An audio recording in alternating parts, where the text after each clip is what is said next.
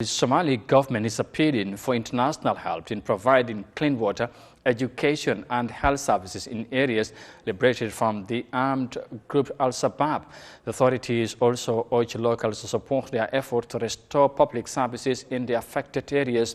The Somali National Army has in recent months taken full control of huge swath of land, including towns and villages that were under the control of the militants. Let's have more details of that in this report.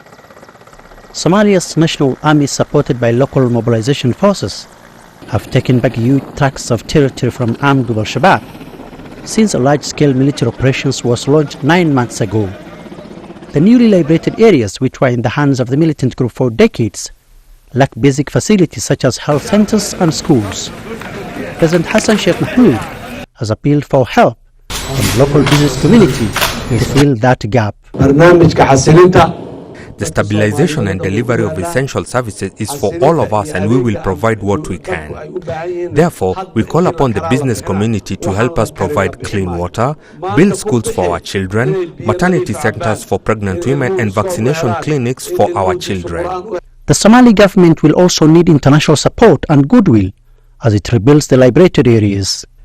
The UN's Children's Fund says it's already providing essential life-saving services to thousands of people in the newly recovered areas. These interventions have been in 4 priority districts. These are Aden Yaba, El Bur, Hardere, and Adado.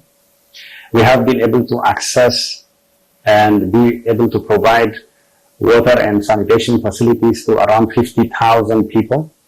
This is to prevent outbreak of diseases. We have also been able to provide basic health services to around 24,000 mothers and children. This is through deployment of 2 mobile health services that have been able to cover around 10 villages. We have also been able to reach around 40,000 people with various messages on child protection. And we have been screening and treating malnourished children. And we have also been able to reach around 30,000 pregnant and lactating women with malnutrition prevention messaging. The humanitarian agencies operating in Somalia face many security challenges when providing services like health and education.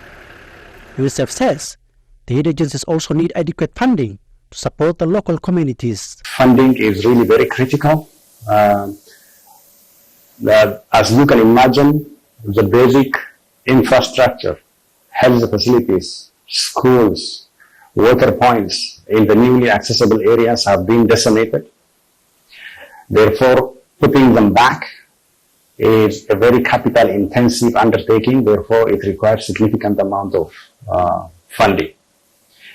On the other hand, Somalia is struggling with life-saving humanitarian emergencies. Therefore, there are a number of competing demands to tackle the resource constraints in Somalia. During the past week, Somali Disaster Management Agency delivered relief supplies such as food.